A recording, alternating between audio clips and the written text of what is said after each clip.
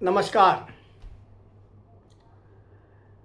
बंधुओं, आज कांग्रेस के राष्ट्रीय महासचिव के.सी. वेणुगोपाल ने जयपुर में कहा है कि देश के हालात बेकाबू हैं और अराजकता फैलाने का उनका उद्देश्य इस वक्तव्य से प्रकट हो रहा है।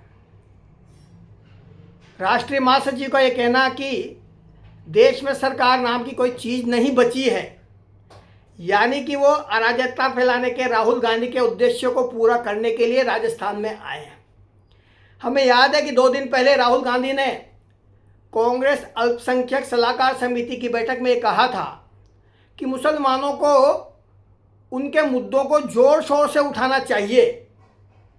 बंधुओं, ये उन्होंने उनके अल्पसंख्यक प्रकोष्ठ की बैठक में जानबूझकर तय किया है, कहा है और उसको पूरे देश में लागू करने का प्रयास कर रहे हैं। इसी अभियान के तहत वेणुगोपाल राजस्थान में आए। राहुल गांधी ने मुसलमानों को उकसाया कि आप राम मंदिर का विषय हो, धारा 370 का विषय हो, CAA का विषय हो, SIR का विषय हो, सारे विषयों पर उग्र रुख अपनाएं। देश में अराजकता फैलने की चिंता न करें। सरकार नाम की कोई चीज़ नहीं है, हालात बेकाबू हैं। उस अराजकता को फैलाने का प्रयास लगातार राहुल गांधी रोजाना कर रहे हैं। हमें याद है 5-7 दिन पहले जब हमारे देश के प्रधानमंत्री जी ने कहा था कि हमें डीजल और पेट्रोल की बचत करनी है, सोना नहीं खरीदना है, स्वदेशी को अपनाना है। इस राष्ट्र की देशभक्ति की भावना के आह्वान को भी राहुल गांधी ने उल्टा लिया और देश में ये आह्वान किया कि नरेंद्र मोदी गद्दार हैं। अब इस प्रकार की बात जब राहुल गांधी ने कहा और जनता से आह्वान किया कि नरेंद्र मोदी गद्दार हैं, 1 साल के बाद नरेंद्र मोदी शासन में नहीं रहेगा, आप लोग अराजकता फैलाओ, इस प्रकार का आह्वान रोजाना वो कर रहे हैं। हमें समझ में आता है कि राहुल गांधी की सत्ता में वापसी अभी संभव नहीं हो पा रही है। हमें याद है पुराने ज़माने में अश्वमेध यज्ञ हुआ करते थे और राजा घोड़ा छोड़ते थे। घोड़ा जहाँ जहाँ जाता था वो प्रदेश उसके शासन के अधीन आ जाते थे। लेकिन कांग्रेस ने एक ऐसा गधा छोड़ रखा है जो जिस प्रदेश में जाता है, चुनाव प्रचार करता है, वो वहाँ से कांग्रेस का शासन समाप्त हो जाता है। 100 चुनाव राहुल गांधी हार चुके हैं और इसी बौखलाहट के कारण वो निरंतर रोजाना उटपटांग बयान दे रहे हैं। बंधुओं, मोदी जी ने, प्रधानमंत्री जी ने आह्वान किया, सौर ऊर्जा का फैलाव किया पूरे देश में, ग्रीन एनर्जी का विकास किया, EV इलेक्ट्रिकल वाहनों का विकास किया। हर प्रकार से देश का विकास करते हुए पेट्रोल डीजल की बचत करने का अभियान तो पहले से ही चल रहा था। उसे अब कोई नई बात मोदी जी ने नहीं कही है। जब परिवार पर संकट आता है, देश में संकट आता है, पूरे विश्व में इस समय पेट्रोल डीजल का संकट चल रहा है, सबने कीमतें बढ़ा दी है, तो भारत भी कुछ कीमत बढ़ा सकता है।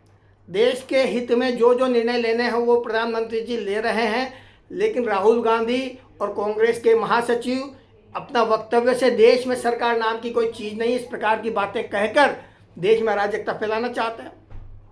हमने देखा कि गद्दार जब हमारे प्रधानमंत्री जी को, हमारे नेताओं को कहा गया है राहुल गांधी जी के द्वारा, तो वास्तव में गद्दार कौन है यह देश की जनता को जानने का अधिकार है। हमें याद है MOU चीन में जाकर कांग्रेस पार्टी ने MOU किया, साइन किए, उस MOU में क्या लिखा आज तक नहीं बताया। कांग्रेस के खाते में चीन से पैसे आए, उसका आज तक कोई हिसाब नहीं है। क्यों लिए, किस कारण से लिए, देश के साथ क्या गद्दारी कांग्रेस कर रही थी, इस बात का हिसाब आज कांग्रेस को देना होगा। बंधुओं, लाल बहादुर शास्त्री जी ने भी आह्वान किया था कि एक दिन सप्ताह में यदि हम अनाज और चावल का उपयोग कम करें तो देश के हित में होगा, अमेरिका पर निर्भर हमें नहीं रहना पड़ेगा। तो ये देशभक्ति का आह्वान देश के नेता समय समय पर करते रहते हैं। इसलिए मोदी जी के आह्वान को उल्टा जब राहुल गांधी ने देश की जनता के सामने रखने की कोशिश कर रहे हैं, देश की जनता भली भांति जानती है कि राहुल गांधी जी और कांग्रेस पार्टी किस प्रकार की नीयत रखती है। जब 42,000 वर्ग किलोमीटर की अरुणाचल की धरती चीन ने हड़प ली तो नेहरू जी ने कहा था कि यहाँ तो एक तिनका भी नहीं उगता तो क्या सिर पे गंजा है तो एक बाल भी नहीं होता, संसद में लोगों ने कहा था।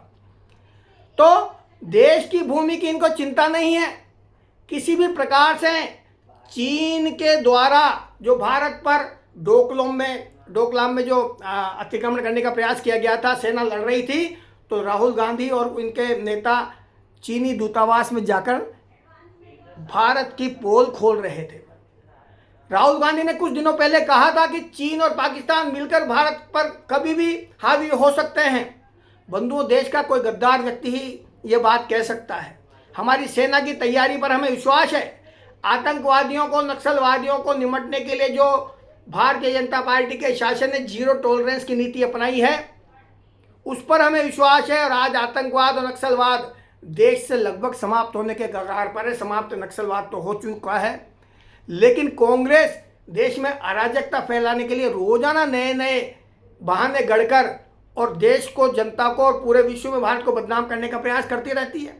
राहुल गांधी जी के द्वारा हमें पता है, विदेश में जाकर कहा कि लोकतंत्र खतरे में है, पूरे देश में केरोसिन छिड़का हुआ है और अमेरिका और इंग्लैंड लोकतंत्र देश है, हमारे देश में हस्तक्षेप करें। पाकिस्तान में जाकर कांग्रेस के नेता कहते हैं कि आप आइए, मोदी जी को हटाइए, हमारा सहयोग कीजिए। इस प्रकार की बेशर्मी कांग्रेस के नेताओं के द्वारा हमेशा से अपनाई जा रही है। अब भी लगातार वो इस प्रकार में विदेशों में जाकर और देश को बदनाम करते हैं। ये वही राहुल गांधी है जिनको 2 पासपोर्ट है। इनको शर्म नहीं आती। लोकतंत्र सेनानियों के द्वारा जो नेशनल हेराल्ड अखबार चालू करने के लिए पैसे इकट्ठे किए गए थे स्वतंत्रता के पहले, उस संस्था को यंग इंडिया बनाकर इन लोगों ने हड़प लिया है। अरबों और करोड़ों रुपए का घोटाला किया है। आज मुकदमा चल रहा है, उसमें जमानत पर बाहर हैं। तो देश के असली गद्दार ये कांग्रेस के नेता हैं। इस बात को जनता भली भांति समझ गई है। धन्यवाद। जय भारत, जय हिंद।